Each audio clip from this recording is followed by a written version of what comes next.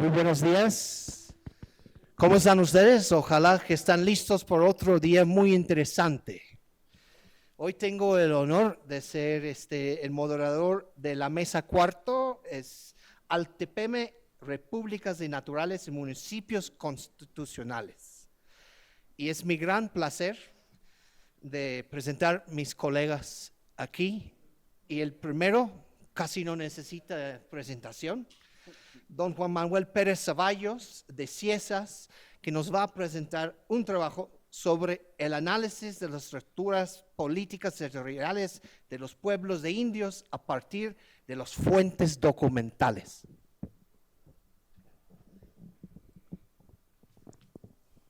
Buenos días a todos. ¿Se oye bien?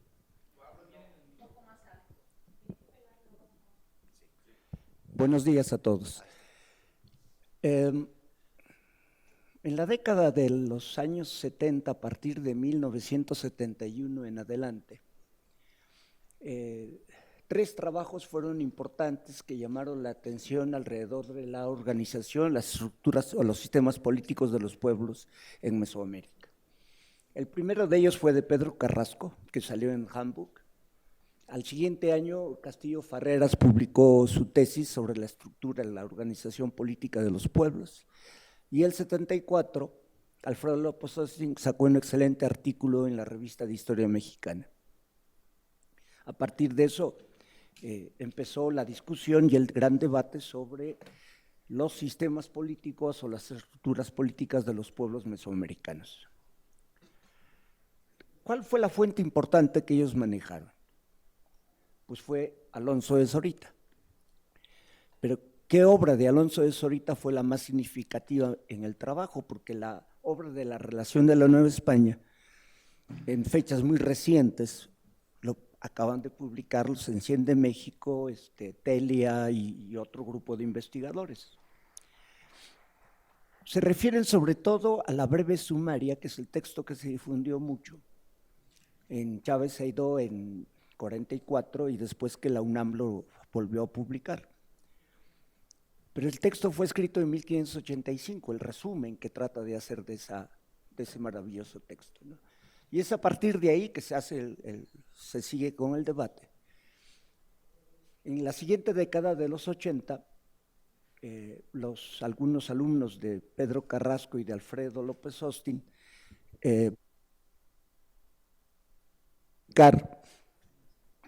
o sacaron sus obras, sus trabajos que realmente valen la pena, y Leberto Martínez, Jeffrey Ovner también sacó su texto sobre Texcoco, y hasta el 94 que Rebeca Jor saca su trabajo sobre Coyoacán.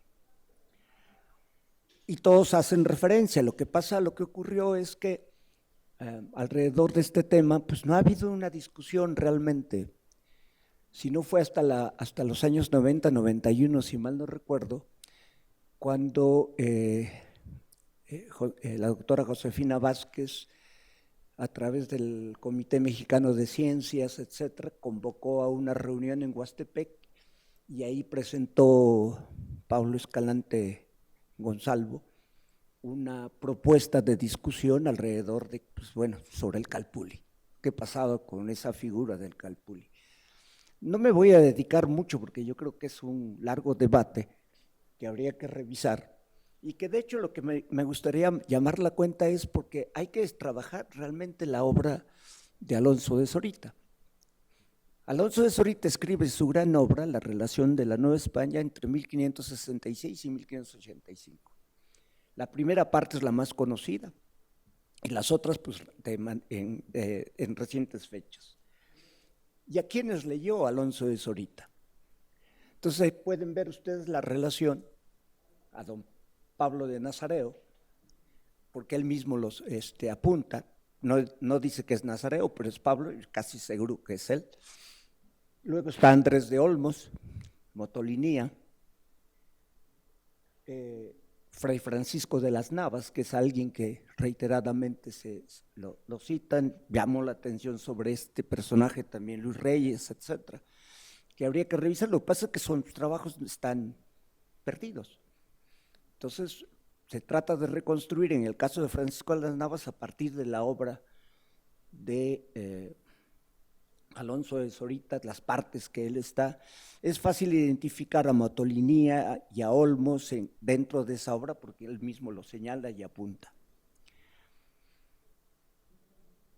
Lo que me gustaría sumar dentro de esta obra es los textos y las cartas que manda Martín Cortés, que publica hacia 1563, y el texto de Ramírez de Fuenleal, que es el presidente de la segunda audiencia de la Nueva España, que llega aquí a la Nueva España a finales de 1531, y a partir de enero-febrero, entre enero-febrero a septiembre, envía varias cartas a la emperatriz informando de una de las preguntas que había mandado ella que se averiguara: cuál era el orden, el territorio, cómo estaba ocupado la Nueva España.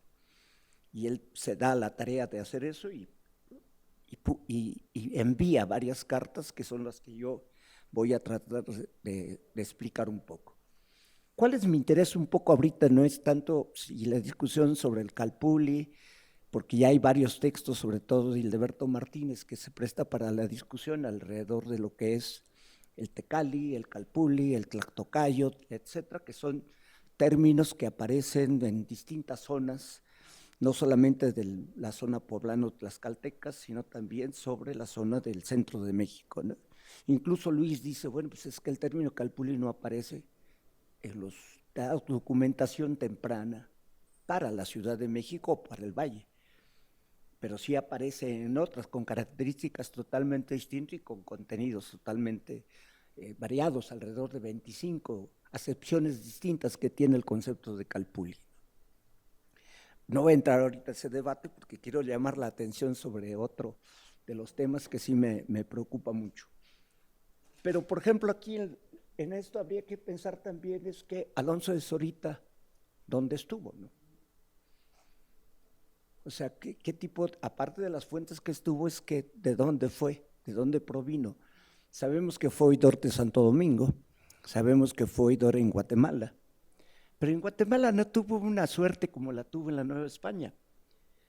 Las grandes discusiones que tuvo con los custodios franciscanos de los pueblos en Guatemala y los pleitos y conflictos que ocasionó a partir del proceso de congregaciones, de las congregaciones tempranas, provocó una irrupción. Incluso los custodios, varios de los custodios y los guardianes de los conventos se opusieron a su permanencia en Guatemala.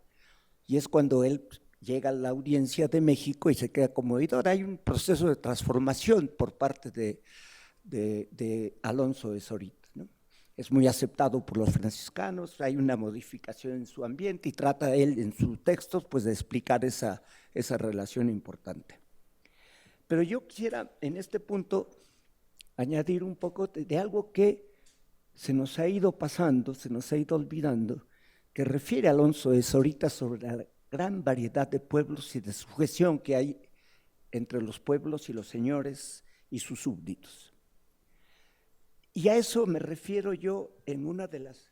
¿Puedes poner la carta? La primera, ¿no? Es la del 32. Quiero llamar la atención porque es una carta que envía el presidente de la segunda audiencia, Ramírez de Fuenleal, en septiembre de 1532, donde él está diciéndole a la emperatriz, informando al consejo y etcétera, vean, hay una gran variedad de sujeciones en la Nueva España, no hay una sola. Las relaciones de dependencia, de sujeción y en términos de territorio y ejercicio del poder son muy diversos. Y se nos pasa esta carta porque es la misma, el modelo que repite Alonso de Zorita en su relación de la Nueva España. Alonso de Zorita va en orden porque dice una manera de sujetos es esta, la segunda es esta, la tercera. Ramírez de Fuenleal no apunta a eso, pero sí señala de manera importante pues la gran cantidad y diferencias que hay. Dice aquí no hay una sola manera de pueblos. Hay pueblos que son complejos y en algunos ya Cortés los ha modificado. En algunos los ha hecho sujetos, a otros sujetos los ha hecho pueblos, etcétera. Entonces es un pandemonium lo que ocurre en la Nueva España. Entonces estamos hablando a 10 años de la ocupación ya en serio del periodo colonial, ¿no?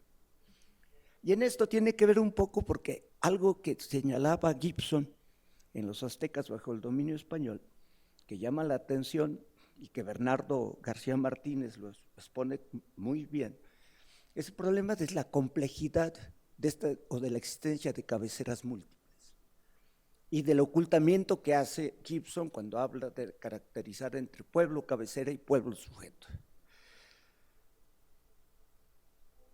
Lo que ocurre, que sí es cierto, es de que los pueblos del centro o de varios de las zonas de Puebla, Tlaxcala, de la Huasteca, etcétera, su constitución es cabeceras múltiples.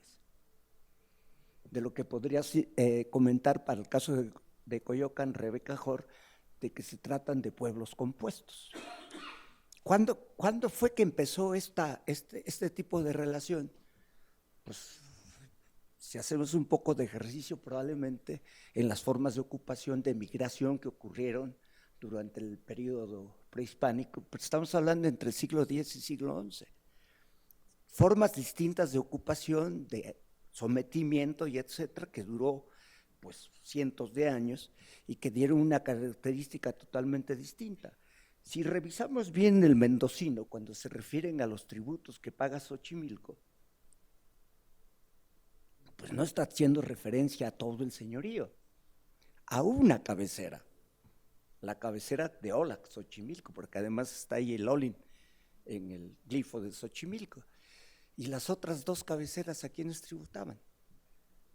¿O cuál era la relación de dependencia que estaban entre una? Entonces uno permite, haciendo un ejercicio, cuando hace uno la historia de Xochimilco, pues no hay una fuente xochimilca, no hay una crónica xochimilca, pero gracias a la existencia de documentación de los cacicazgos, a otros y sobre todo de sus vecinos. Sabemos, Chalco estaba muy ligado a la casa de Tepetenchi, privilegia la relación estrecha de los chalcas con los de Tepetenchi. El centro de México, Moctezuma, tiene su relación directa con la cabecera de Olac, por eso aparece en el Códice Mendocino. Y Tecpan está ligado a la casa de Texcoco.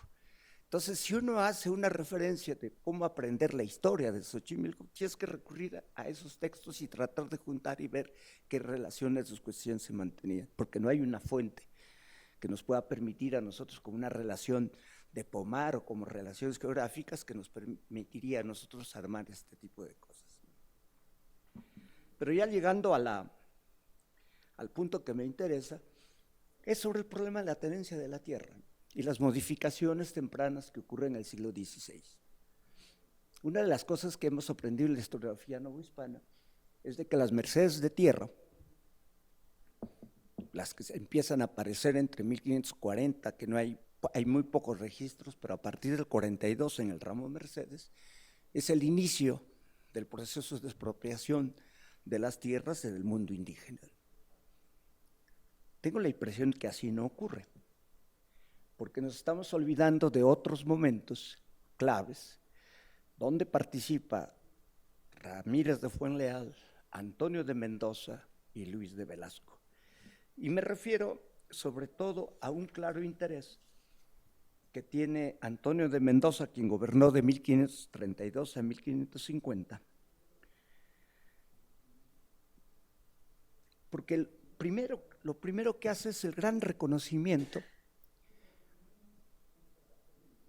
de la corona hacia los pueblos de indios, al dotarles de jurisdicción, al reconocerles jurisdicción. Me refiero a los pueblos de Tlayacapa, Nepopualco, Totolapa, que son otorgados sus mercedes en 1539. Y esas son las tres únicas mercedes que aparecen durante todo el periodo de reconocimiento a una jurisdicción. Pero veamos, Tlayacapan, Nepopualco y Totolapa eran sujetos al señorío, al gran Altépetl de Xochimilco. Y entonces están reconociendo espacios. Y él dice después en una carta que le manda a Luis de Velasco, cuando ya le deja el subvirreinato y se va él al Perú, le dice, bueno, es que me equivoqué. No hay que otorgar este tipo de mercedes, pues, casi, casi. Y de hecho él reconoce, porque ese reconocimiento pasa a solicitud del gobernador común, porque dice, por cuanto me hiciste relación diciendo que vos desde inmemorial tiempo esta parte habéis tenido y tenéis posesión de muchas suertes de tierra propias de vuestra comunidad y heredades de vuestros padres y antepasados, en que hacéis sus sementeras y tenéis otra granjería. Y el virrey les hace la merced, pues, de los dichos linderos y de cada una de estas mojoneras antiguas. Y lo que ocurre inmediatamente es, pues, el reconocimiento de la actuación de las tierras, porque sin las tierras, pues, ¿qué había en términos de cesión, de darles merced y reconocerles como jurisdicción? Y el otro paso inmediato es que a partir de 1540-42, está más o menos fechado, hay un claro interés por parte del virrey de Antonio de Mendoza y de los frailes, de los franciscanos, que había una relación muy estrecha, de que tenían que repartir los nobles tierras a los macehuales. Hay un gran reparto de tierras que se inicia en el 40-42 en muchos de los pueblos que aparecen, que están ubicados en el centro de México, Xochimilco, en el 48, en el 50 Toluca, Cuernavaca, Tepoztlán, en el 54 ya con Luis de Velasco, Huejotzingo, y todas en el 59 Cholula. Y el de Cholula es interesante, porque dice, para resumir, las demás están más o menos parecidos, dice, aquí en la ciudad de Cholula, de la Nueva España, estaba en descomposición la existencia, la vida de todos los macehuali. Su subsistencia no estaba bien, solo andaba pidiendo prestado los cuemil. Los cuemil son los camellones de tierra. Solo andaban pidiendo prestado las milpas de los Tlatoque y Pipiltin de la ciudad de Cholula. Y así andaban diciendo, ¿acaso son nuestras milpas? ¿Acaso son nuestros cuemil? Y solo andaban saliendo y entrando de un lugar a otro. Es bien claro, por lo que se dice, es claro que están en pobreza ellos, sus hijos y sus mujeres, y por esto en ellos reinaba la pereza. ¿Y quién escribe? Fray Juan de Alameda, que es el guardián del convento de Cholula hacia 1559. Pero esto ocurre también, pues, en Huejotzingo. En un documento que publica sobre los nahuas tramontanos, Pedro Carrasco hace un reconocimiento de este gran reparto, ¿no? Entonces llama la atención de lo que podrías cambiarle más la colonia. Entonces hay una gran cantidad de documentación del primer siglo colonial que tiene que ver con cartas, tiene que ver con mercedes de tierra, tiene que ver con una serie de documentos, de licencias, etcétera, de mercedes de tierra, porque al mismo tiempo se está animando la reubicación de los pueblos, no la congregación. A solicitud expresa de los macehuales o de un grupo de nobles con macehuales, dicen, nosotros queremos fundar otro pueblo. Y el virrey dice, pues, ¿cómo no? Hay problemas, se afecta a terceros, vamos. Y si no se afecta a terceros, pues funden lo que quieran, ¿no?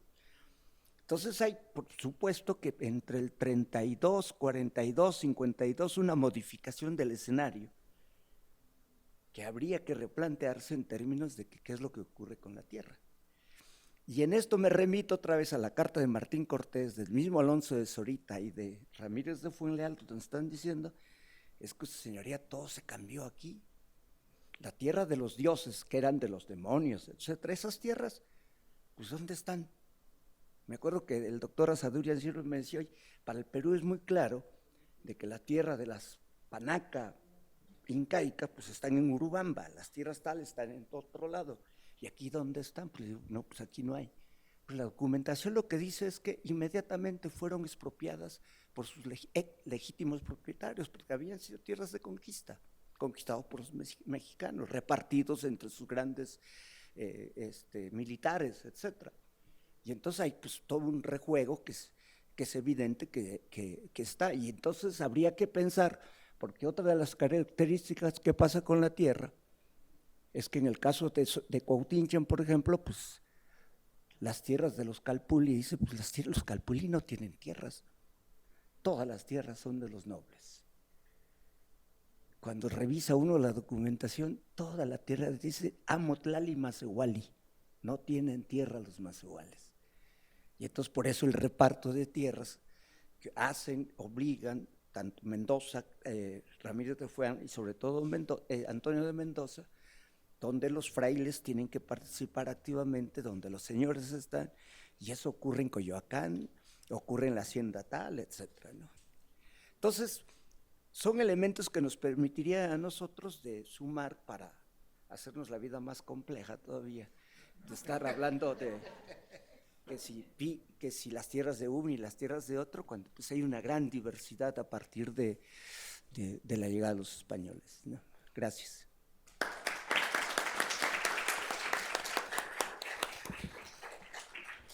Muchísimas gracias, fascinante. Todo está como una rompecabezas que estamos desarmando. Está hecho y estamos desarmándolo. Es mi placer presentarnos a nuestro siguiente presentador, el doctor Alonso Guerrero Galván, y nos va a hablar un poquito más al norte sobre unos señorios otomíes. Bueno, muchas gracias. Bueno, yo el título de la ponencia es Señoríos Otomíes, pero le puse un subtítulo que creo que refleja mejor lo que les voy a presentar, porque mi interés en particular es la historia de las lenguas otopames, ¿no? Entonces lo que les voy a presentar es justamente eso. Voy a ir un poquito rápido porque son muchos siglos, ¿no? Entonces voy a empezar justamente con, bueno, ¿dónde es el homeland de la familia otopame? Bueno, la familia otopame ahí la tienen, ¿no? Se divide en dos grandes ramas, las otomianas y las pamianas, ¿no? En particular de la rama otomiana solo voy a hablar de los grupos otomíes, y de las pamianas voy a hablar un poco del chichimeca y del pame, ¿no? Entonces, bueno, esta es, digamos, la frontera de Mesoamérica en el clásico, ¿no? Más o menos 200 al 900 después de Cristo, y este es el lugar que propone Manrique para, digamos, el lugar donde se empiezan a diversificar esta familia lingüística. De entrada se divide en dos grupos, ¿no? Los pamianos y los otomianos, y tienen diferentes rasgos lingüísticos que justamente justifican o nos permiten hacer esta división.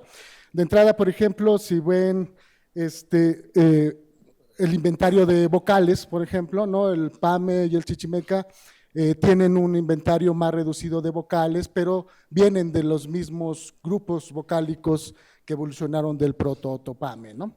También algunas consonantes como la qua, ¿no? La velar labializada, que no existe en las pamianas, pero sí se desarrolla en las otomianas, ¿no?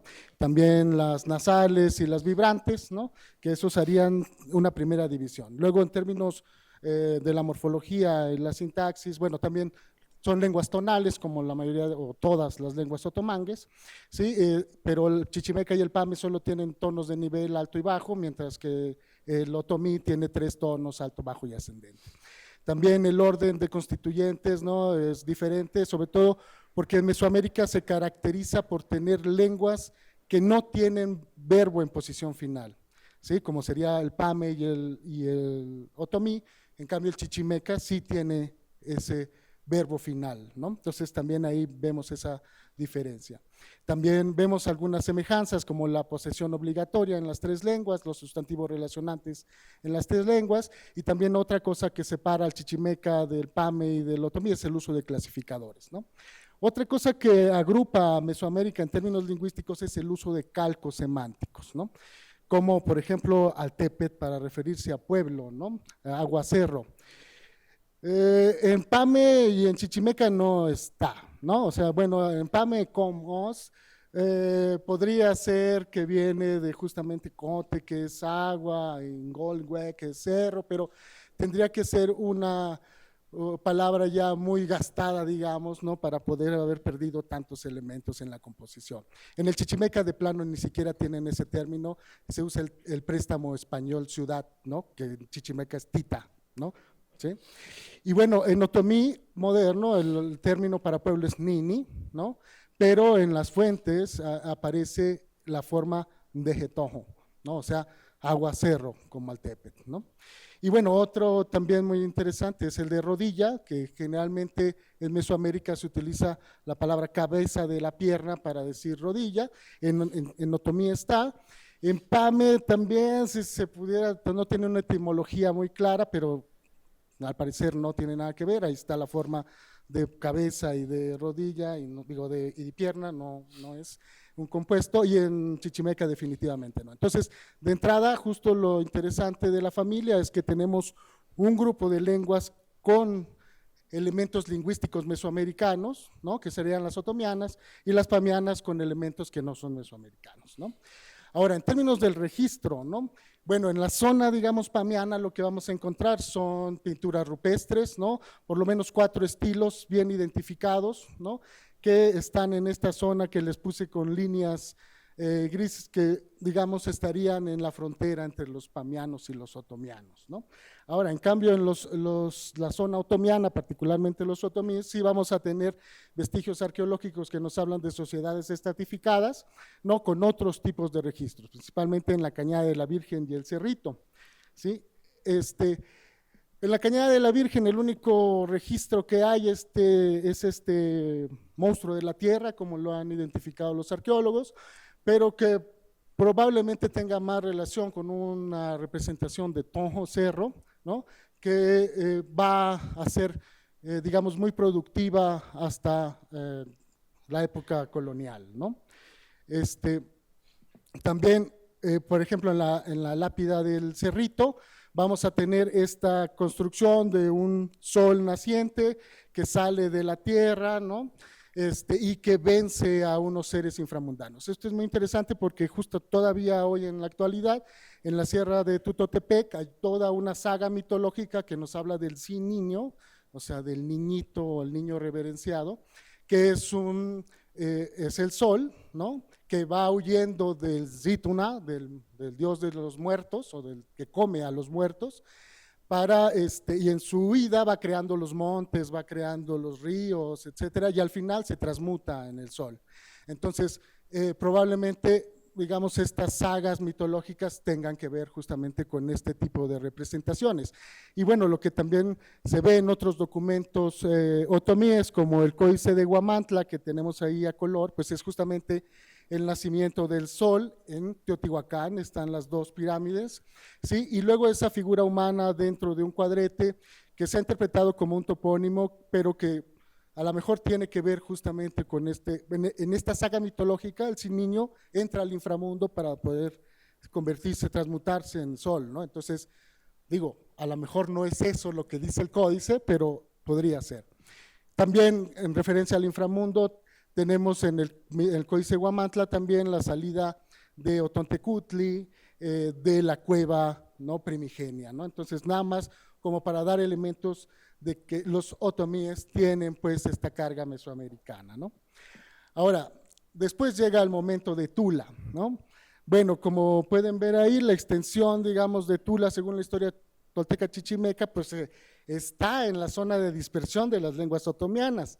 Se hablaba otomí en Tula, pues hay todo un debate de muchos años, si eran nahuas o si eran otomíes o no, pero bueno, lo interesante aquí es que ya empieza a ver la representación de señores, ¿no? Como en ese vaso polícromo que les presento, ¿no? Y que, bueno, ¿cuál sería el testimonio lingüístico de la existencia de señores? Pues el nombre mismo de señor, ¿no? Señor en Mesoamérica muchas veces tiene que ver con hablar, ¿no? Tlatoani, tlatoa, ¿no? En otomí también podría ser. En otomí hay un homófono. Ña es hablar y ña es cabeza. Hoy se distingue shiña para decir cabeza y ña nada más para hablar. Pero en los documentos, sobre todo en los diccionarios coloniales, aparecen como homófonos, incluso homógrafos, ¿no? Se escriben ya, porque bueno, la nasalización de ese ya fue hasta el siglo XVIII, ¿no? Entonces, no sabemos si son realmente homófonos o si había una diferencia tonal, eso no se registra, ¿no?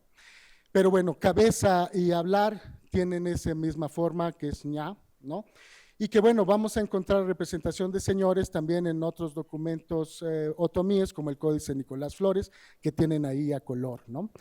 Y bueno, también en otros diccionarios, como el de Urbano, vienen distintas clases de señores, ¿no? Señor de siervo, señor soberano, viene incluso el verbo señorear, ¿no? Y tienen todos que ver con este ya, ¿no? ¿Sí? Ya sea encabezar o sea hablar, ¿sí? Y bueno, también hay otra forma que es mu, que tiene que ver con señor, literalmente señor, ¿no? Y bueno, incluso Cárceres en su arte de 1580 nos pone un paradigma, ¿no? De yo soy señor, tú, él es señor, él es, ¿no? Todo con la misma forma, tonaya, conaya, onaya, ¿no? Entonces, bueno, existe la forma, ¿no? Ahora, cuando cae Tula, viene Xolotl, hay un movimiento de población importante, también, quién sabe si eran pames o no, los tamimes estos que vienen acompañando a Xolotl, ¿no? También es un punto de discusión, pero lo que sí es que hacen que la población otomí que ya se encuentra en el altiplano, ¿no? Se mueva hacia la zona de la Sierra Madre, ¿sí? Y hay un desplazamiento, un primer movimiento de población, digamos, hacia esa zona, ¿sí? Eso da pie justamente a la formación de los señoríos otomíes. Los más importantes van a ser el de Jilotepec, el de Jaltocan, ¿no? Que bueno, hay varias fuentes que mencionan que el señor otomí de Jaltocan, hay otras fuentes que dicen que es Nahua, hay otras fuentes que dicen que son matlatzincas. Entonces, bueno, también es todo un debate. Seguramente, como decía el doctor Juan Manuel, son grupos compuestos, ¿no? No se habla una sola lengua, sino que se hablan varias lenguas. Y después va a venir justamente el señorío tepaneca, que también hay todo un debate sobre si los tepanecas eran otomianos o no eran otomianos, ¿no? Que es lo que está ahí en el círculo con líneas discontinuas, ¿no? Más o menos el área de influencia de la Colhuacan. Cuando cae Jaltocan, ¿no? Hay otra migración que es la que registra justamente el Códice Huamantla, ¿no? Que va hacia la zona de Tlaxcala y Huamantla, ¿no? O sea, es cuando se empieza a poblar, digamos, de gente hablante de otomí, esa zona hacia allá, ¿no? Después van a surgir el señorío mexica, ¿no? El Tlatocayo, si es que eso existe. Pero bueno, es una institución, pues, digamos, estatal, que lo que busca es la recuperación de tributos, ¿no? Y que en otomí no tenemos un término lingüístico que haga referencia a eso, ¿no? Entonces, existía quien, no sé, en náhuatl está el Tlatocayot, en otomí no lo sabemos. Pero bueno, el surgimiento de este Tlatocayot, ¿no? Va a tener como consecuencia el fin o el agotamiento del pacto con los tepanecas, ¿no? La guerra contra el señor Mastla, ¿no? Y su derrota, y después la continua expansión, digamos, nahua militar hacia la zona de los otomís, de los señoríos otomís que les comento. Estos círculos que marco son más o menos términos esquemáticos, ¿no? El lugar donde van extendiéndose ese Tlaltocayot, ¿no? Con los diferentes señores. Y bueno, justamente yo los tomo del Códice Huichapan, solamente Huitzilihuit, que no se menciona en el Códice Huichapan, aparece ahí del Códice Mendocino, ¿no? Pero bueno, lo que vemos es justamente esta conquista hacia los señoríos otomíes. Ahora, ya para el momento del contacto, lo que vamos a tener son estas poblaciones, ¿no? No necesariamente con señores otomís, pero con población hablante de otomí, ¿sí? Dispersa, digamos, en la frontera norte de Mesoamérica, por decirlo así. Y bueno, vemos que Sagún, la relación de Querétaro, nos mencionan que tienen mandones o señores, ¿no? Sagún da los términos en náhuatl, por ejemplo, ¿no? ¿Por qué no los da en otomí? Bueno, a lo mejor no hablaba otomí, pero bueno, da esos términos, ¿no? La relación de Querétaro, bueno, está escrita en español, pero dice que tienen señores a los que reconocían ese vasallaje, que los reverenciaban en extremo, y luego había otro tipo de señores que tenían a su cargo 20 o 25 hombres, que eran los encargados de recoger el tributo, etcétera. ¿Cuál sería la evidencia lingüística de esto? Bueno, de entrada, la forma, digamos, patrimonial o el calpuli o la forma gentilicia, es difícil encontrarla porque si bien hoy en día realmente no existe un término para familia en otomí, el término que se usa es meti, pero meti también lo puedo usar para referirme a mis ovejas o a mi ganado, ¿no? Entonces, quizá tenga que ver más con una propiedad, ¿no? En las fuentes aparece Andanguinton, que quiere decir el gran pueblo de las casas nomás, ¿no? O de solo casas, ¿no? Y la otra forma, Yahmu, es la que les mencionaba, que son señores, ¿no? Literalmente es un señor y muchas veces se ha traducido como nobles, ¿no? Ahora, sobre el barrio, eso, bueno, están estas formas como etu, que en realidad se refiere en donde están los muertos. Es muy interesante porque justamente tiene que ver con esta cosmovisión otomí que hace veneración a los antepasados, ¿no? Y que se va a reproducir en la época colonial, cuando empiezan a poblar hacia el norte los otomíes, lo que hacen es fundar capillas de patrilinaje, ¿sí? Cada linaje forma una capilla y luego entierran en esa capilla a todos los miembros del linaje. Probablemente eso sea una práctica prehispánica reinterpretada, pero bueno, no hay evidencia de eso más que en la época colonial, ¿sí? Y luego viene otro término que es Andanguetzonfo, que en realidad quiere decir el gran consejo. Probablemente tenga que ver con un consejo de familias o de clanes, ¿no? Patrilineales, como lo son todavía hasta la fecha, pero no lo sabemos. Luego vendría justamente lo que sería el Andeje Tonjo o el Tepet, ¿no? Que tendría en su cabeza un Onaya. Bueno, aquí puse una ilustración que es el señor Candón, que es el señor Ojo Machucado, que es un señor otomí, ¿sí? Que está tributando en el Códice Huichapan a Moctezuma el Huicamina, ¿no? Que es el que seguiría después. Y cobran los tributos a partir de ese otro señor que se llama Huitzotzin, ¿no? Y que en otomí existe el término obeote, que es contador de gente, que cuenta gente. Probablemente tenga que ver con justamente este calpisque o esta persona que está contando la gente para hacer los censos, etcétera. Y luego después están pues los tributarios o los más iguales, ¿no? Que se llaman notipefi, que quiere decir los que trabajan, ¿no? Entonces esa sería como la evidencia lingüística que tenemos de cómo está esta organización, ¿no? Ahora, comparte muchos elementos mesoamericanos los documentos otomíes, como el uso de los antropónimos calendáricos, ¿no? Aquí tenemos los del Códice Huichapan y los del Códice Huamantla, pero también lo más interesante que se me hace a mí es que están utilizando este sistema de escritura, pero lo están utilizando a partir de su propia lengua. Por ejemplo, el topónimo de Oquilan, ¿no? Los nahuas lo representan con un gusano. En cambio, en el Códice Huichapan, los otomíes lo representan con una mosca. Porque en el otomí, en la lengua otomí, tenemos el término hue, que en realidad hace referencia a cualquier insecto, puede ser una mosca, un gusano, una araña, ¿sí? Y ya si quisieran especificar, entonces ponen algún modificador de hue, ¿no? Pero en el topónimo solo aparece amahue, el lugar de los insectos o de los gusanos, y la representación es una mosca. Ahora, Texcoco, por ejemplo, ¿no? En Texcoco, el nombre de Texcoco es el lugar donde florece en la peña, ¿no? Y por eso tenemos en la representación del mendocino unas peñas con flores. En cambio, en otomí, el nombre para Texcoco es Antahuadeje, es decir, donde se cultiva en el agua, entonces se hacen chinampas, ¿no? Y entonces lo que tenemos en la representación del topónimo es una milpa, bueno, una planta de maíz que sale del agua, ¿no? Justamente, entonces esos topónimos no se pueden leer en agua, tienen que leerse en otomí, ¿no? Para que tengan sentido, ¿sí?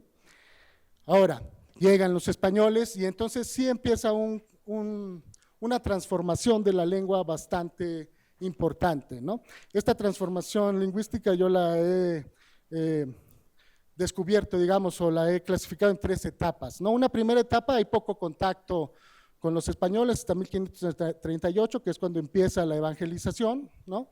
En la zona de Tula, ¿sí?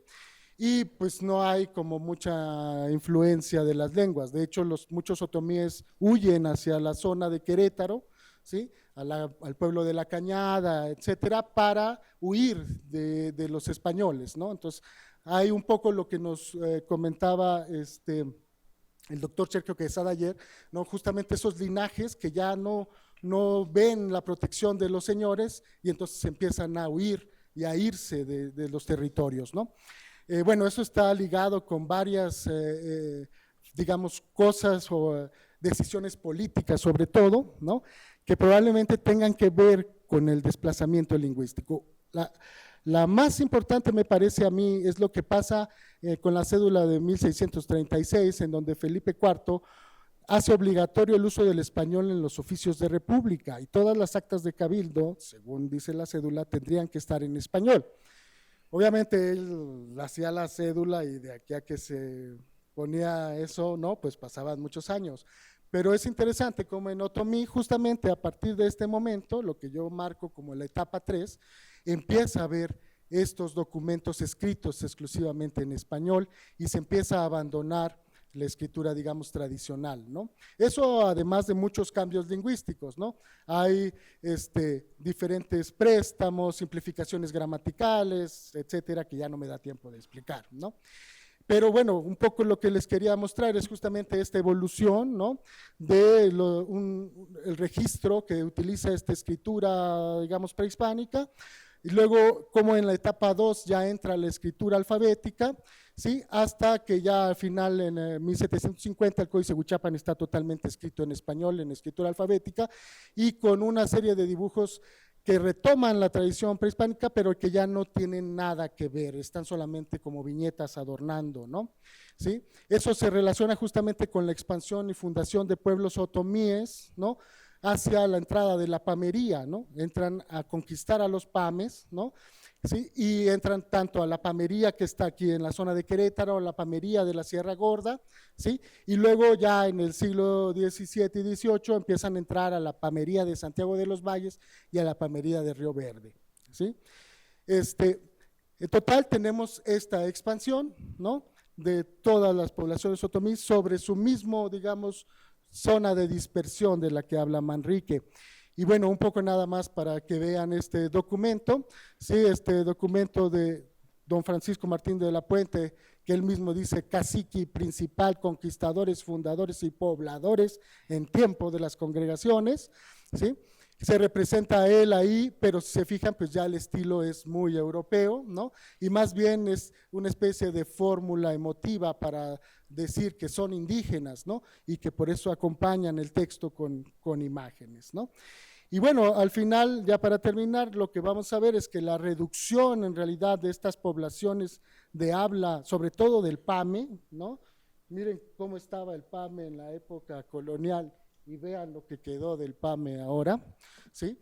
A principios del siglo XX, en realidad el siglo XX va a ser el siglo etnocida de estos pueblos, ¿no? Va a ser esto, no la guerra chichimeca, no la conquista, ¿no? Sino va a ser el siglo XX el que va a terminar reduciendo estas comunidades lingüísticas. Bueno, pues dijo Madrigal, muchas gracias. Muchísimas gracias. Ahorita es mi placer de poder presentarles al doctor Andrés Lira de esta institución de Colegio de México, que nos va a hablar sobre la personalidad y propiedad, contestaciones, alegatos y sentencias sobre comunidades y pueblos de indios de 1848-1911. Muchas gracias. Bueno, pues voy a cambiar de siglo y de cuadrante. Miren, bajo el orden político novohispano, la voz comunidad se usó para referirse al patrimonio de los pueblos, tierras, y dotados pues, de capacidad para administrar y defender sus bienes en formas muy complejas, en fin, pero tenían una consideración especial cuando se defendían tierras. La comunidad el arancel era favorable, etcétera, etcétera. A lo largo del siglo XIX, la voz comunidad se fue haciendo Sí, se fue haciendo, la voz comunidad se fue haciendo sinónimo de corporación, es decir, un conjunto desordenado, universitas inordinata, repelente, o la repelían el racionalismo individualista que nutrió la política de los Borbones en las últimas décadas del siglo XVIII, primeras del XIX, y los regímenes constitucionales que rigieron en México a partir de Cádiz, desde la monarquía española hasta la Constitución de 1857. De acuerdo con estos principios, las comunidades debían de desaparecer porque implicaban el aniquilamiento del individuo, eran asociaciones pasivas de duración indefinida y para muchas personas de finalidades indefinidas. Eran estas, que contrastaban con las asociaciones comerciales, las que sí estaban permitidas, donde el individuo conservaba sus derechos naturales, individuales, etcétera, etcétera. Bueno, bajo estos principios, hay que cambiar, bajo estos principios, ¿sí se oye? Pues entonces soy yo. A ver, ¿sí se oye ahí? Menos. Bajo estos principios debían abolirse las comunidades y los repartos empezaron en 1828, ya en la Primera República Federal empezaron los repartos a diestra y siniestra, crearon muchas incertidumbres en distintas partes. Y en ese ambiente se movieron abogados muy duchos, atentos al cambio de significado de los términos. Los testimonios objeto de este trabajo son impresos, que tienen por finalidad influir en las autoridades que están conociendo de conflictos judiciales. Se lo digo a todos para que lo escuche el juez, puede decirse, y estos impresos son muy interesantes por la calidad argumentativa que tienen. Todos los pasos en un proceso judicial son importantes, pero hay algunos en los que la índole argumentativa los hace especialmente atractivos. Es el caso de las contestaciones, que son las respuestas que se dan entre los litigantes a la demanda. El demandado hace reo al demandante porque exige que aclare o contradice. En los alegatos, lo que hace el abogado o el gestor es esclarecer puntos de derecho para iluminar la decisión. Alegato de buen proveer, alegato de buena prueba, diciendo, miren, estos son los principios por los que yo me he regido. No va dirigido específicamente contra alguien, sino va neutralizando. Y las sentencias, pues como sabemos, es la decisión del juez o tribunal que pone fin a un proceso. Bueno, el primer caso que tengo aquí son unas contestaciones ocurridas en Jalisco en 1848, donde Antonio Escoto, que es un abogado conocido, fue diputado en el Congreso de 42, etcétera, etcétera, fue nombrado defensor de los indígenas de San Juan Bautista, un pueblo limítrofe, una hacienda de San Francisco, que se resistió a que entraran los ganados de la hacienda a sus tierras. Había un acuerdo entre la hacienda y el pueblo, había una servidumbre consentida por el pueblo para que pastaran los ganados ahí, pero en 1848, en enero de 48, resistieron la entrada de los ganados y el abogado de la hacienda, un señor Miguel Mancilla, hizo penal el caso. ¿Por qué? Porque la resistencia fue grande, entonces llamó al orden y fueron aprehendidos los que encabezaban la resistencia. Bueno, Escoto hace un escándalo tremendo, hace su contestación utilizando las propias palabras de Mancilla, palabras alarmantes que decía están procurando la guerra de castas, hay que ver lo que está pasando en Yucatán, hay que ver lo que ya está sucediendo en la Sierra Gorda, etcétera, etcétera. Y por eso le puse a ese apartado raza y tierra. En realidad están hablando de razas, es ya un enfrentamiento, hay mucho disgusto. En Jalisco el reparto de tierras se ordenó como en otros estados desde 1828 y se estaba llevando a efecto. Una desorganización tremenda, se reparten los bienes, pero la unidad social del pueblo, ¿con qué cuenta para atender las necesidades de los habitantes? Eso nunca lo mencionaron. Tengo un segundo caso muy interesante que es Amecameca y otros vecinos contra Arroyabe Hermanos. Arroyabe Hermanos son dueños de una hacienda de San Pedro y San Pablo y un rancho, y los vecinos y común de Amecameca invaden el bosque limítrofe. Arroyabe publica un anuncio diciendo que quien compre madera a los vecinos está incurriendo en el delito de comprar robadas sabiendas. Otros les dicen lo que quieres tú es un monopolio. Total, es un pleito que se desarrolla entre 1862 y 1865. Arroyabe Hermanos promueve un interdicto de posesorio, ¿verdad? De amparo en la posesión del bosque que según él pertenece a la hacienda. Los de Amecameca van con un abogado, Mora Yosta, buen abogado, y advierten que no hay tal. Bueno, el pleito dura de 62 a 65, mucho para hacer un interdicto, lo ganan los de la hacienda, Arroyabe Hermanos, y publica la sentencia. Una sentencia que se ve que el juez que sentenció no las traía todas consigo, porque aunque concede el amparo en la posesión, lo que ocurre es que dice, yo llegué cuando ya estaba la sentencia para firmar. Deja a salvo, como en todos los interdictos, los derechos de los litigantes porque pueden ir al juicio plenario de posesión o al juicio de propiedad.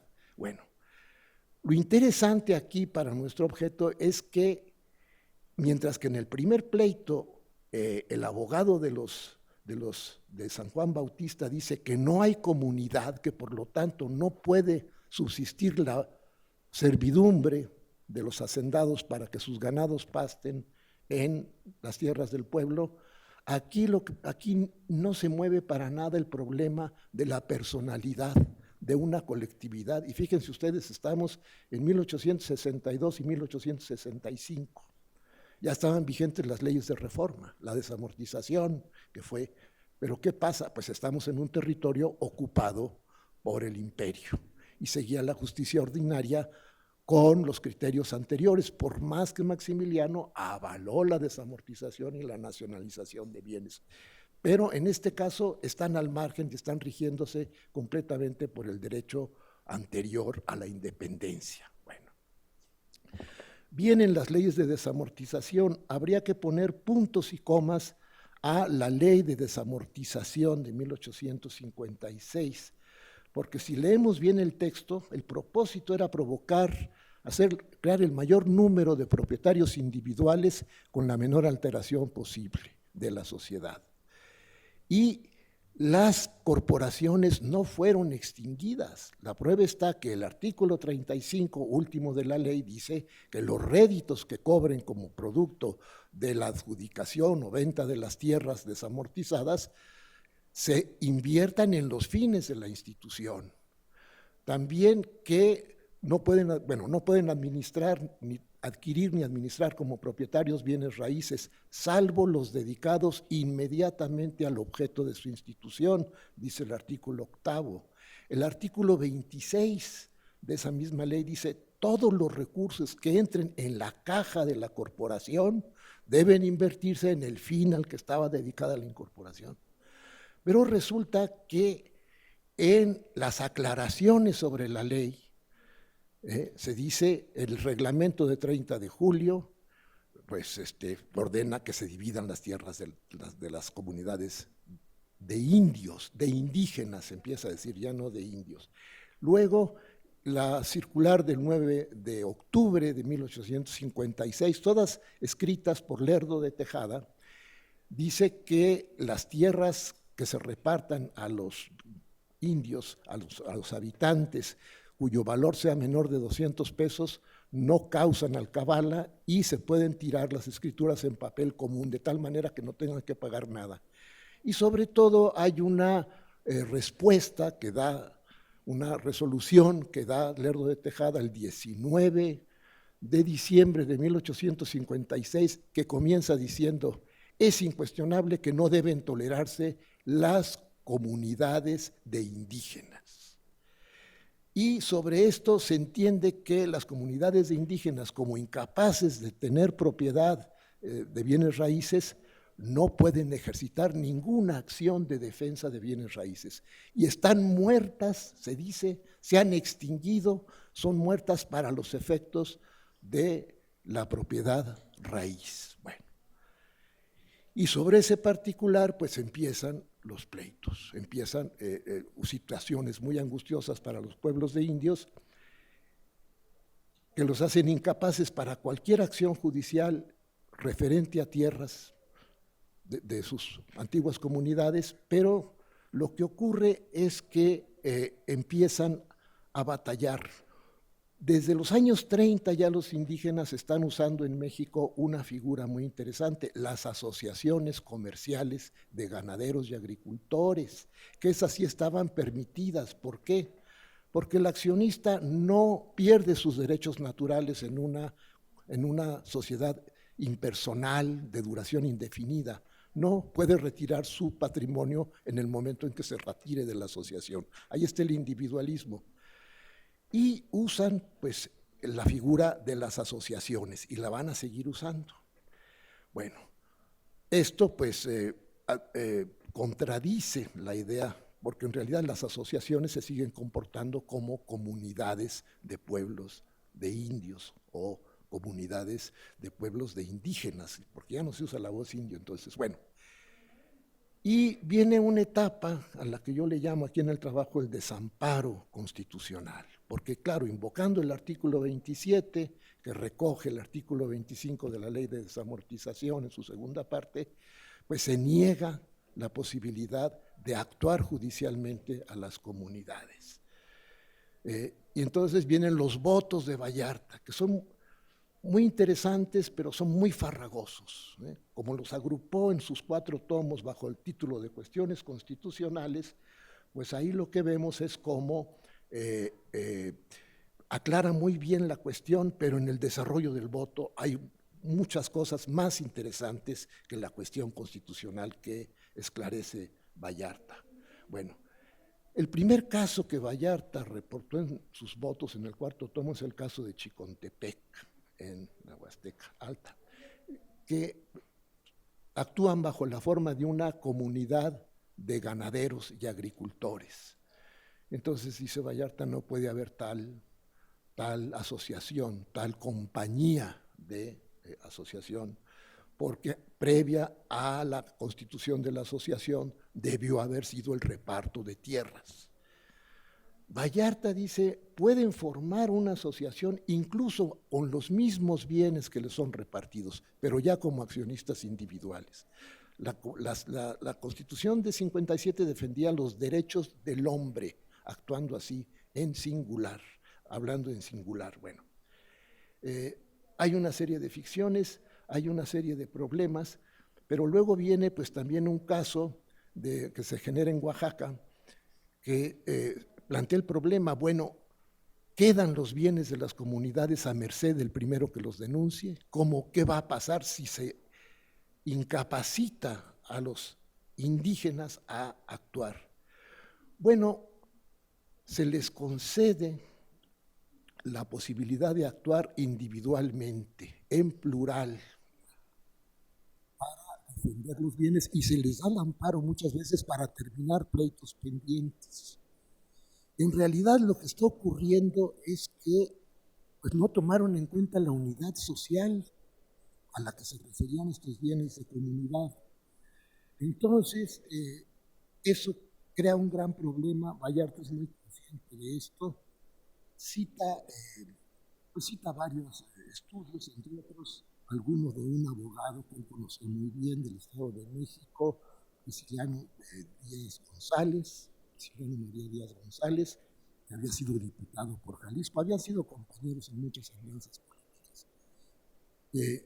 Lo que está ocurriendo es que en el Estado de México, esto que ha trabajado muy bien Romana Falcón, los jefes políticos tenían, fíjense ustedes, como atribución específica, es importante el fraseo aquí, dice, los jefes políticos, es un artículo larguísimo, el más largo de todo el decreto, dice, las atribuciones de los jefes políticos en asuntos municipales son conceder o negar licencias para liquidar a los ayuntamientos, municipios o pueblos. Los jefes políticos, antes de conceder o negar esas licencias, oirán las razones que les fueron expuestas por el ayuntamiento, municipio o pueblo interesado para sostener como actor el litigio, procurando un avenimiento con la parte contraria a quien oirán en lo conducente. Evitarán en todo caso las vías de hecho, dictarán su resolución contra la cual cabe el recurso de ocurrir al gobierno, quien oyendo al jefe político concederá o negará definitivamente la licencia. Cuando los ayuntamientos, municipios o pueblos fueran demandados, no se necesita licencia para sostener sus derechos, pero los jefes políticos procurarán evitar el litigio y cuidarán que el nombramiento del apoderado recaiga en persona honrada y que tenga amplia capacidad. Bueno, ¿qué es lo que pasa aquí? Pues están reconociendo una situación de hecho, los actores colectivos no van a desaparecer, pese a que han sido disueltos. A esta situación hay muchas propuestas que los ayuntamientos representen a los pueblos, pues no, porque los ayuntamientos son corporación que solo pueden defender los dedicados a su instituto. Bueno, ¿qué es lo que ocurre? En el Estado de México, Díaz González publica un estudio defendiendo a unos comuneros que se llama La personalidad jurídica de los indígenas, así en plural. Ya esto se venía dando. ¿Qué es lo que hacían los indígenas? Pues daban a los abogados un poder mencionando a todos los habitantes del pueblo. Era el conjunto, sí, y esta es la receta que siguen otros abogados. Ya no voy a entrar en otros casos muy interesantes que tengo, uno de Miguel Mejía, otro de un muy buen despacho, pues que incorporan a la demanda, son más las páginas de lista de vecinos que las páginas de la actuación judicial. Y así se van, es el último que tengo de 1911. ¿Qué ocurre? Bueno, pues están litigando así, pero están siendo desplazados. Hay casos muy interesantes en el estado de Hidalgo, por ejemplo, con la desecación de la cuenca del río Moctezuma para la agricultura, etcétera, los distritos de riego. ¿Qué pasa aquí? Bueno, pues va a venir la revolución, va a venir la ley agraria del 6 de enero de 1915, que si uno lee la exposición de motivos que hace Carranza y si uno lee el texto de la ley, es el desconocimiento del efecto de todo el proceso de desamortización de las corporaciones civiles. Eso es a lo que va la ley. Es como una contrasentencia de todas las sentencias que se han dado a lo largo de buena parte de la segunda mitad del siglo XIX contra los pueblos. Me van a decir ustedes que, bueno, esto no tiene que ver con los indios, tiene que ver más con los abogados, pero sin la solidaridad de los pueblos indígenas en materia de su propiedad territorial, esos abogados no hubieran escrito las líneas en las que yo me he basado para este trabajo. Muchas gracias.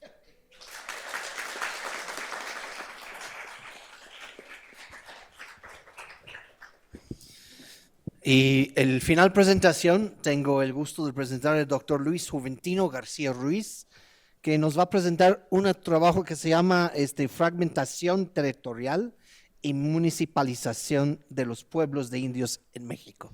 Muchas gracias. Vamos a ver, ¿se escucha? Sí, sí, ¿verdad? Creo que sí.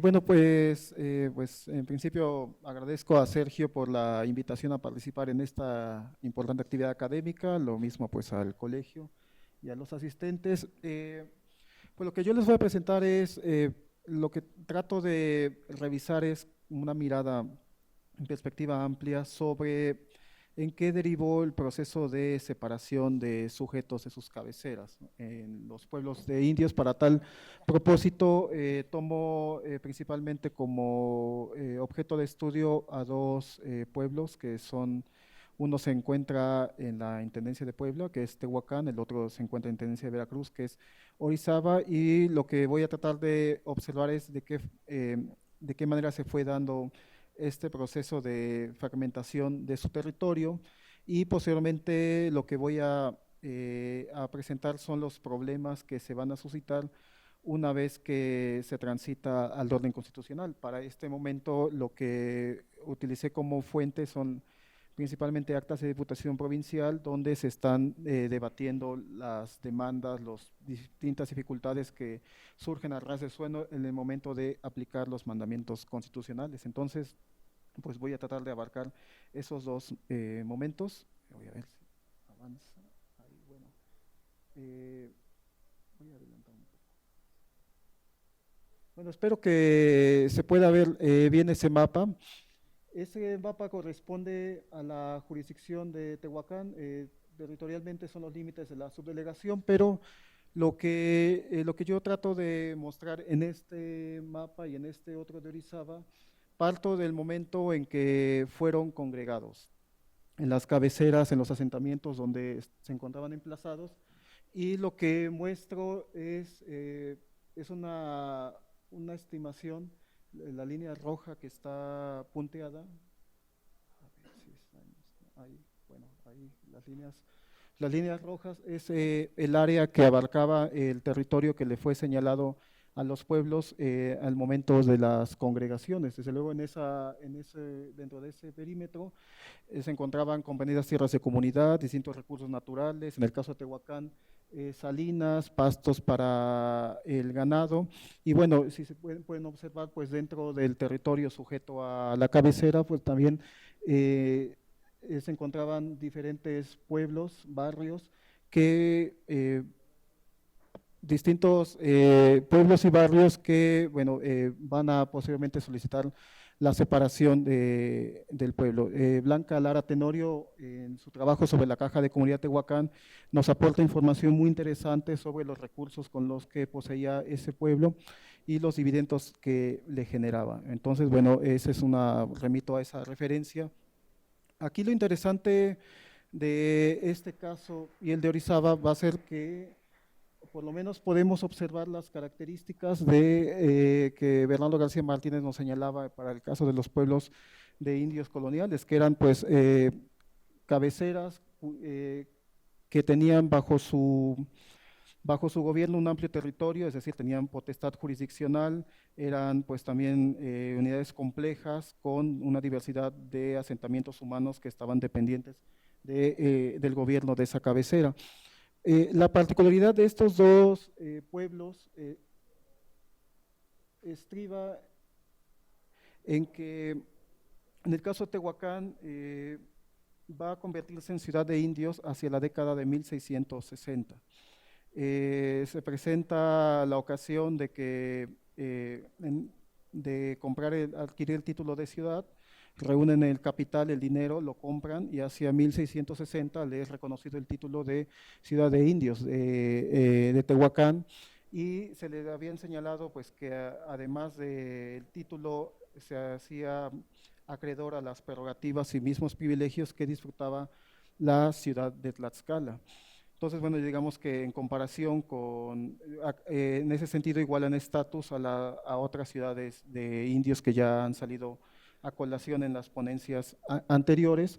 Además, pues también a Tehuacán se le va a otorgar un escudo de armas, que bueno, no lo puede mostrar acá, pero va a ser un aspecto interesante de esta república, que pues termina el siglo XVII y pues con estas características, además del amplio territorio que tiene sujeto a su gobierno. Aquí el problema van a comenzar los problemas hacia fines del siglo XVII, cuando los pueblos que se encuentran sujetos a la cabecera, que se pueden observar en el mapa anterior, comienzan a reclamar.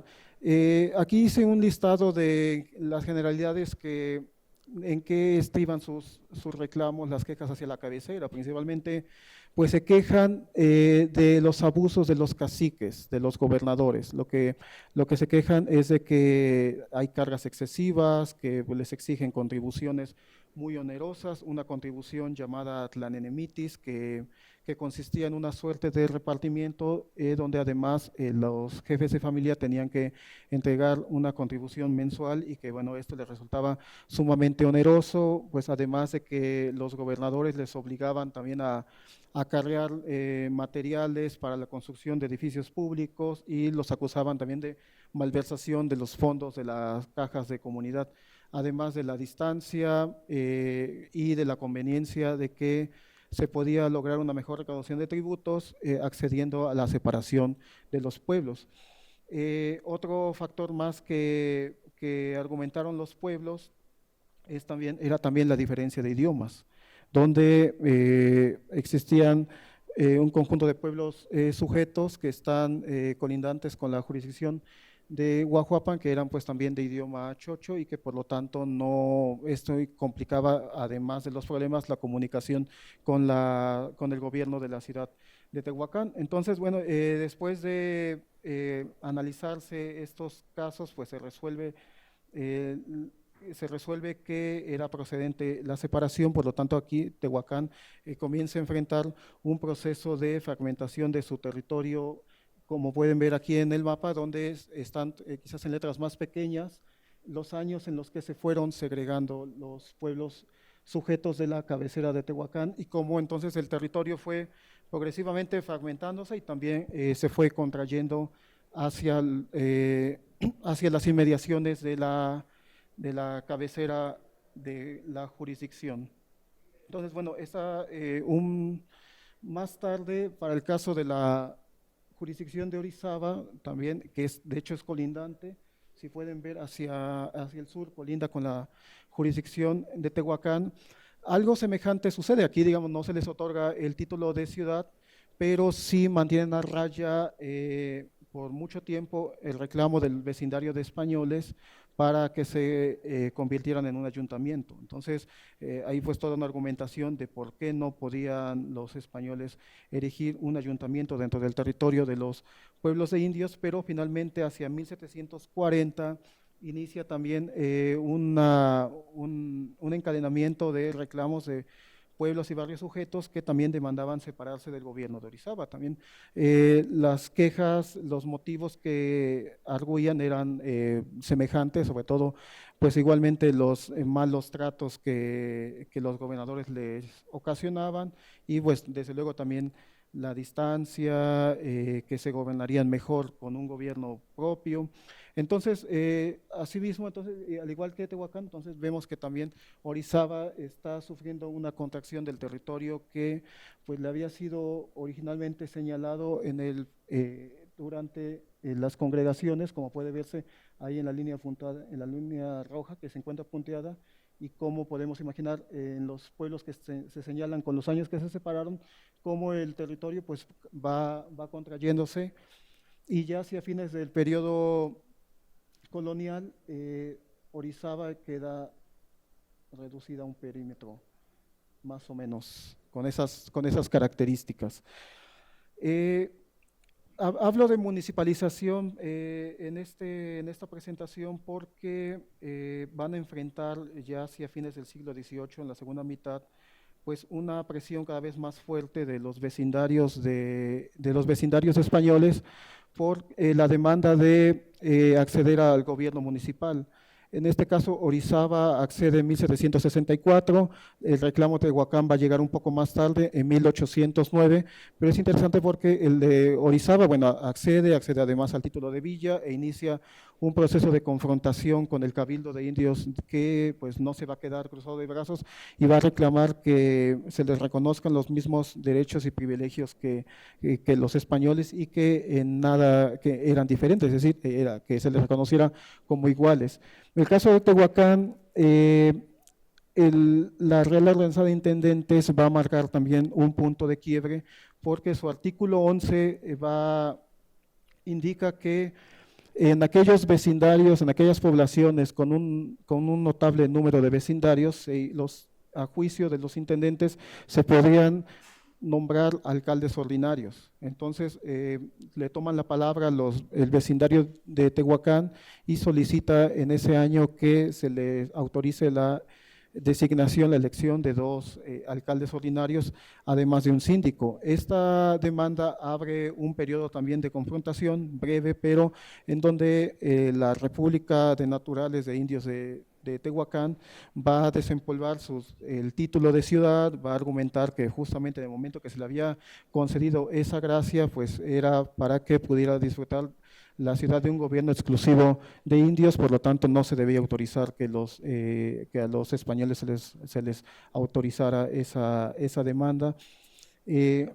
Pero bueno, finalmente se atraviesa el periodo de la guerra insurgente hasta que nuevamente, una vez que es pacificado el territorio, nuevamente surge la demanda y la presentación de los títulos, del escudo y de todas las prerrogativas a las que la ciudad de Indios de Tehuacán se había hecho merecedora. Aquí entonces la situación se va a ir complicando más porque llegamos al orden constitucional, 1812, la Constitución pues también lo que establece es que se deben formar ayuntamientos en aquellas poblaciones que reunieran por un mínimo de 1000 habitantes. Y aquí es donde surgen una serie de dificultades. Una de ellas era que había que establecer, sí es cierto, elegir los nuevos ayuntamientos, que solamente prevalecía una corporación y que esa corporación representaría pues también a la población, a los agremiados en las antiguas repúblicas de indios y a la población en general. El problema es que al momento de aplicar estos mandamientos, los ayuntamientos se enfrentaron a la dificultad de definir el territorio. Había que establecer límites precisos o al menos tener una claridad sobre cuáles eran hasta dónde llegaban los pueblos, porque el segundo punto era que se tenía que fijar un ámbito territorial dentro del cual se iban a cobrar, iba a ser el ámbito recaudatorio de los pueblos. Aquí entonces entra en juego qué pasaba con los bienes de comunidad. Si los bienes de comunidad de las desaparecidas repúblicas pasaban a pertenecer a los propios de los ayuntamientos o se iban a seguir administrando al margen de los mismos. Entonces, a las diputaciones provinciales, he revisado la de Nueva España, la de Nueva Galicia, llegan consultas de los pueblos porque en algunos casos pues ya habían dispuesto que se iban a utilizar los recursos de las cajas de comunidad, los productos de los arrendamientos para sufragar los gastos de los ayuntamientos, que eran el pago de salarios a los profesores, los gastos operativos, la construcción de obras públicas y bueno, todo aquello que la propia Constitución también ordenaba que los pueblos debían afrontar. Entonces, la Diputación Provincial de Nueva Galicia en este sentido fue más expedita al momento de resolver.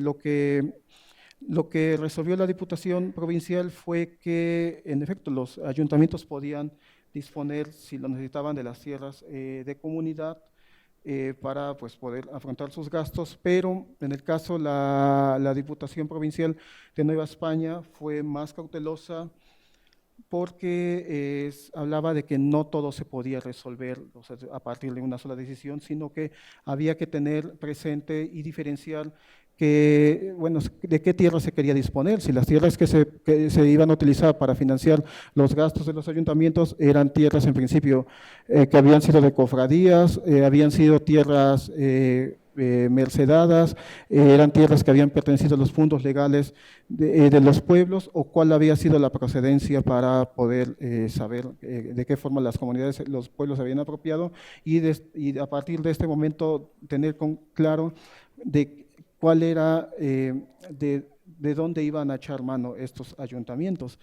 Y bueno, así fueron llegando las consultas, las respuestas eran que se mantuvieran las cosas como estaban y que en su defecto los ayuntamientos tendrían que buscar arbitrios, tendrían que buscar otras formas de financiar sus gastos. Hubo ayuntamientos como por ejemplo el caso de Acayucan, de Chinameca en Veracruz, que establecieron contribuciones personales de acuerdo a una división de clases.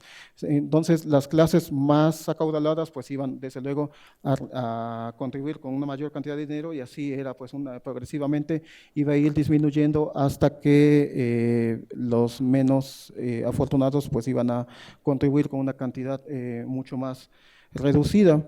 Pero el punto, mientras esto se resolvía por punto general, le correspondió a la Diputación Provincial de México, que tuvo más claridad a la hora de determinar cómo se iban a administrar estos fondos municipales, y lo que resolvió es que todos los ayuntamientos contarían con fondos propios constituidos a partir de tierras de repartimiento que se localizaban dentro de su jurisdicción territorial, ya fuera en calidad de fondo legal, de comunidad o de cofradías. Las reglas para su administración dependerían de los usos a que estuvieran destinadas. Las de cofradía tendrían que ser puestas en alquiler por los ayuntamientos para que de los dividendos obtenidos se costearan las funciones de iglesia y el culto divino que por mandato constitucional correspondían a aquellas corporaciones. Los derechos de propiedad fincados dentro del fondo legal y tierras de comunidad de los pueblos se ratificarían siempre y cuando el poseedor continuara pagando un canon o pensión moderada que serviría para hacer mejoras materiales a los pueblos. Un gravamen similar se cobraría a los vecinos de los pueblos beneficiados con el reparto y sería proporcional a las tierras de comunidad excedentes en calidad de usufructuarios. Y bueno, esta fue como la propuesta que se formuló desde la Diputación Provincial de México sobre cómo se tenía entonces que aprovechar los bienes de comunidad y cómo entonces los ayuntamientos podrían en situaciones que lo necesitaran disponer de ellos. Desde luego fueron soluciones también en muchos casos al calor de las circunstancias, así lo fue resolviendo también la Diputación Provincial de Michoacán. La Diputación Provincial de Veracruz también resolvió que de los pueblos se tenían que obtener recursos para financiar los gastos del gobierno, inclusive la propia Diputación Provincial iba a ser sostenida de los recursos que aportaban los pueblos, y quedaba pendiente el tema del reparto, el reparto individual de las propiedades, que bueno, abrió otra etapa de conflictos que ya el doctor Andrés Lira lo señalaba. Yo lo he estudiado más para el caso de Orizaba, donde si bien el gobierno veracruzano promulgó una ley que ordenaba la división de las tierras de comunidad en parcelas individuales, pero en principio justamente había que determinar cuáles eran los límites territoriales de los nuevos ayuntamientos y justamente qué clase de tierras eran las que se iba a echar mano. Había que diferenciar, como decía yo al principio y como lo señalaban las diputaciones provinciales, propios bienes de fondos legales, tierras mercedadas, fueron compradas por los pueblos en algún momento. Eso, bueno, fue lo que todas esas dudas que generaron posteriores conflictos, pues fueron los que van a caracterizar este mundo rural ya en el siglo XIX, pero bueno, estas son las generalidades que puedo presentar en este ponencia. Así que, gracias.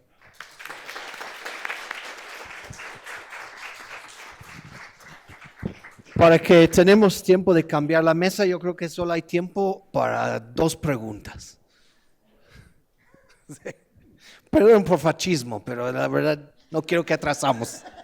Ay, hola, buenos días. Yo, bueno, quiero ser breve porque tenía 4 preguntas, pero bueno, a ver si me da tiempo. Para Juan Manuel, quería preguntarle si él conoce el Tratado de Alonso de la Veracruz, que fue el primer curso sobre propiedad que se dio en la Real y Pontificia Universidad de México. Sí lo conoce, y en la sexta duda precisamente establece todos los lineamientos jurídicos de derecho natural para todas las cuestiones, compraventa de tierras. Para Alonso Guerrero quería preguntarle si, o sea, en el último mapa que expuso de los otomís, vi que Ixtlahuaca queda fuera de, o sea, como parte de los territorios en donde expulsaron a los otomís. Mi bisabuelita era otomí y era de Ixtlahuaca, y de verdad que, o sea, toda la familia y todo el pueblo eran otomís, ¿no? O sea, creo que no expulsaron a todos, no sé, habría que ver con detalle. Y también comentó sobre el término de familia, que no sabía cómo lo utilizaban los otomís, pues a veces se podía referir a propiedad de, no sé, de bienes, qué tipo de bienes, incluso a las ovejas.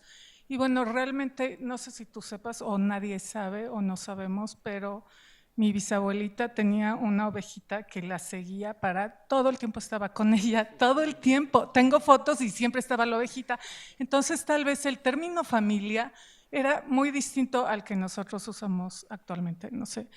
Para Andrés Lira quería preguntarle a qué tipo de derecho se refiere, porque dice que después de la independencia se seguía usando el derecho anterior. ¿Y cuál derecho? ¿El humano, el divino, el natural o el de gentes?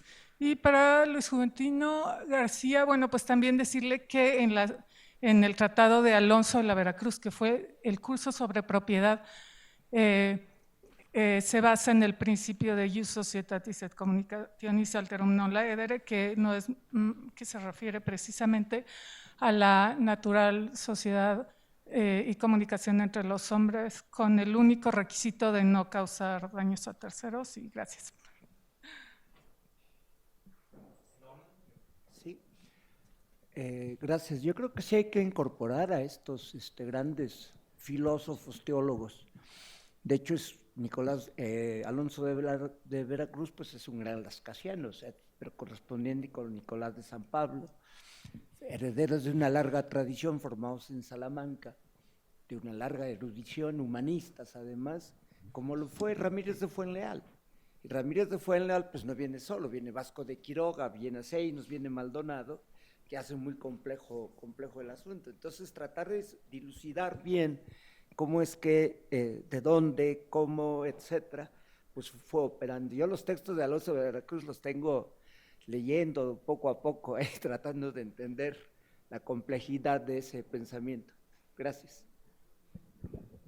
Sí, gracias por la pregunta. Sí, justo lo que yo trataba de explicar es que la concepción de familia es totalmente distinta, incluso a la de Nahua o a la Totonaca o a cualquier otra, pues, ¿no? Por eso justo el término que se usa tiene que ver con otra realidad, ¿no? Entonces, eso es justamente lo que quería decir.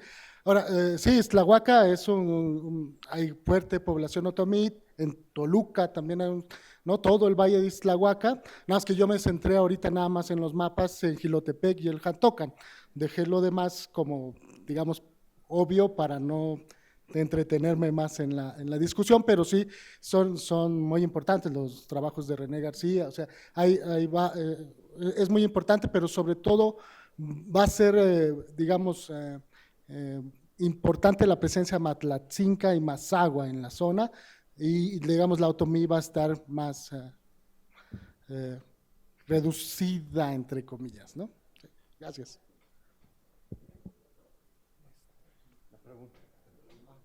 Bueno, pues, no, pues agradezco en principio la recomendación, voy a atenderla y pues tomar justamente en cuenta para incorporar el aspecto también de la propiedad, ¿no? Y cómo se está conceptualizando en ese tiempo. Sí, gracias. Tiempo por una preguntita, pero concisa. Hay una pregunta. ¿Qué tipo de derecho se usaba? El derecho común, es decir, si el romano ha adoptado aquí el derecho real de España muchísimo, de las recopilaciones, Y el derecho canónico, ese es el derecho común. Y lo que va saliendo de doctrina moderna también lo están incorporando en sus razonamientos. Una preguntita más. Ahí está. Para el profesor Andrés Lira, él mencionaba al principio de la ponencia que a lo largo del 19 la voz comunidad se fue haciendo sinónimo de corporación. Si pudiera hablarnos un poquito más de ese proceso y también en sus casos, ¿qué papel juega el municipio o las autoridades municipales? La voz comunidad fue haciendo sinónimo de corporación a lo largo del siglo, cuando tratándose de pueblos de indios, esa frase se me pasó, es muy importante porque estoy hablando comunidad y propiedad en caso de los pueblos de indios. ¿Cuál es la segunda observación? ¿Papel de las qué? Bueno, es importantísimo, incluso se está jugando siempre con que si el ayuntamiento va a representar a los pueblos, pero a veces el pueblo lo que tiene es el pleito con los municipios precisamente. En algunos lugares logran erigirse en municipio, Iztacalco es un caso notable ya con la Constitución de Cádiz, en otros no, su enemigo directo es el municipio. Entonces dicen que no, el municipio solo puede defender los bienes municipales. En eso hemos terminado esta mesa, porque hay tiempo de hacer un cambio de mesas y les entrego sus constancias.